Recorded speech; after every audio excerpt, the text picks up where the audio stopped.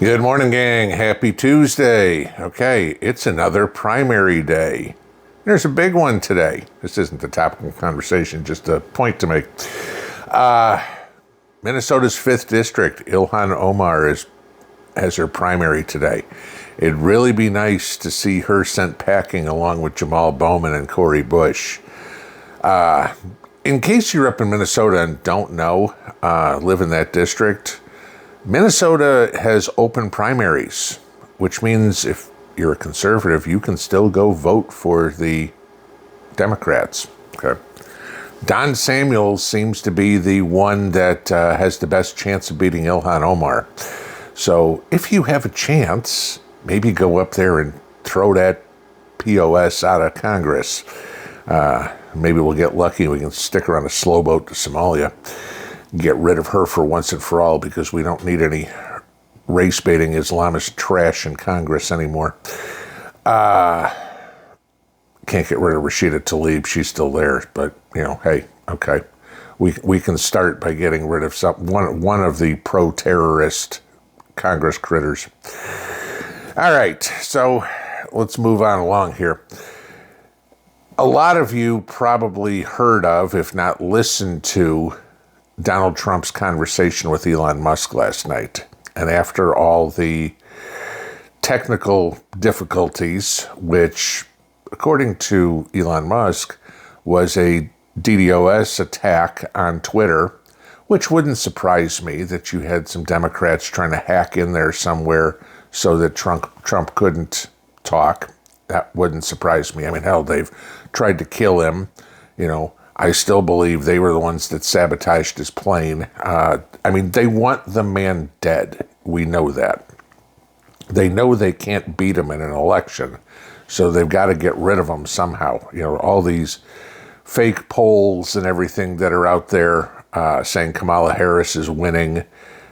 Trump needs to act and campaign like he's behind, but honestly, I can't see how anybody logically can go Kamala Harris is the right pick.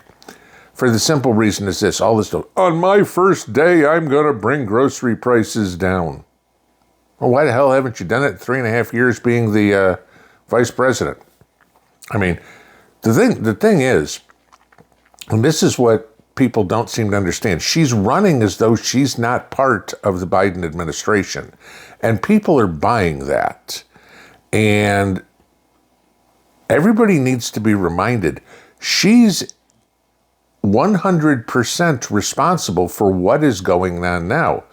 A VP, when they run for president, literally only can run on the previous president's accomplishments because they are included in them.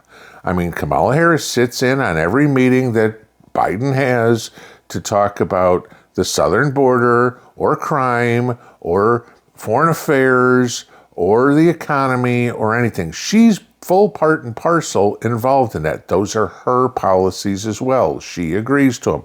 Have you ever read a story in the last 3.5 years that says Harris spars with Biden over such and such policy?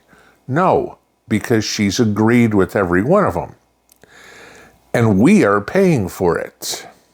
We all know, as they talked about in the conversation yesterday, between Trump and Musk, groceries are up 40, 50, 100% depending on the items. Yeah, that sucks. New report that came out this morning is that car insurance is up 15% since last year and is up nearly 50% since Biden took office and since Harris took office. Both of them. This is both of their responsibilities. Car insurance is up. Now, I want you to think about that one because that hits you economically, of course. Your car insurance went from, $100 to $150 a month. $50 a month, that gets expensive. That's $600 a year, okay? But the reason that the car insurance is going up is because of the southern border. Okay? It's also because of our foreign policy, and I'll explain both. you get all these illegals who come up here and drive without insurance. You know that, okay? They got their free Biden bucks and they went out and bought a car from somebody off of Craigslist or something. And no license plates, no insurance. They have an accident. They hit you, okay? They don't have any insurance, so your uninsured motorist coverage pays for it. The insurance company got to pay to fix it, so they raise everybody's rates. No. The illegal issue that we have is just about, the fact that they're taking apartments or murdering people in parks. No, they affect us all drastically economically as well. I mean, again, we can talk about why rents are up or anything like that. There's more competition, okay? But then it's also because of foreign policy. Where do most of your car parts come from? You know this, okay? We all had the problem with this during COVID. Most of your car parts are made in China. Yeah, again, the car may be assembled in the U.S., but the parts are made in China. A lot of them, not all of them, okay? And if we have strained relations, obviously, and we have kicked out the manufacturing sector out of the United States since Bill Clinton, okay, we have an issue there, which drives the price of cars up. All this labor stuff we've talked about union wages on the UAW and stuff like that in the past, how crazy they are. But you wonder why it costs you $50,000, $60,000, $70,000 to buy a new car. Nobody buys new cars anymore. Nobody can afford them. Everybody's buying used cars. I bought one new car in my life. That was in 1997, okay? It was probably the stupidest purchase I ever made. Not the car. The car was good, okay? But it was like, after that, I'm like, this is crazy because I could have waited 6 months and got the car for $5,000 cheaper. This is what's going on. And they talked about this last night. But the biggest thing that is affecting all of us is economics.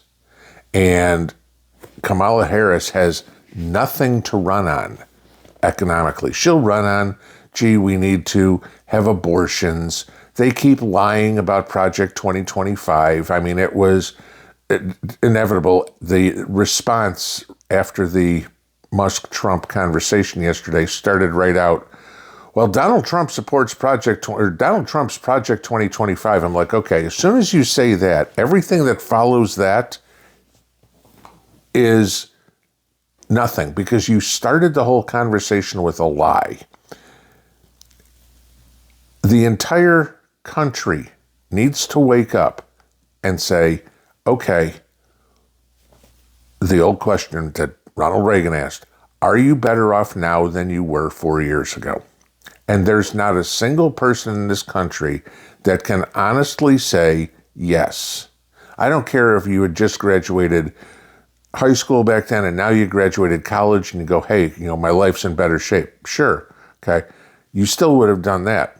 Economically, are you better off? No.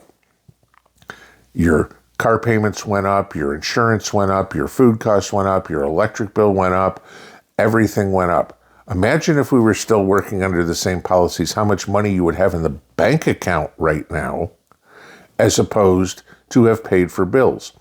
You hear all these people, well, I still can pay my bills. Sure, I can still pay my bills too, okay? I'm fine there, all right? Yeah, it sucks when I'm not writing checks anymore. It's all tap, tap, tap, tap. But how much money would I have in savings as opposed to how much money I've paid? That's what needs to be driven home, where people need to go, this is what my bills were then, this is what my bills are now. At the end of the month, I used to have $100 left over. Now at the end of the month, I have $11 left over. I'm just making up numbers. And you go, okay, let's imagine what the difference would be if you had $89 extra a month for the last 48 months. Okay, there's 10 grand just in this BS example. all the talk about Kamala Harris not doing interviews or anything like that, that's on purpose. She doesn't need to. If it ain't broke, don't fix it. The media is doing everything for her. They're out there campaigning for her all over the place, putting out these suppression polls, saying how great she is, promoting her lies, trying to do damage control for Tim Walz. Why does she need to answer any questions? If she opens her mouth, she comes across as stupid. So the idea is, don't let her open her mouth. It worked for Joe in the 2020 campaign. Remember, he campaigned from his basement. He didn't do interviews. He didn't do press conferences. There'd be a tweet put out by some intern or whatever it is, and that was his campaign. And somehow he won. They're doing the same thing again. The convention will be interesting because then she's going to have to talk. But again, it will be probably another one of her 10-minute, 13-minute scripted speeches, and that will be it. People will try to interview her and she'll run away. This is the thing. The country needs to answer the question. Do we want a president that's going to run away? If she runs away from the press, the friendly press, the press that adores her, if she runs away from them, what's she going to do with Vladimir Putin or Xi Jinping or Nicolas Maduro? She's going to tuck her tail and run. You think we're weak now? Elect her. We'll be destroyed. Pinball out.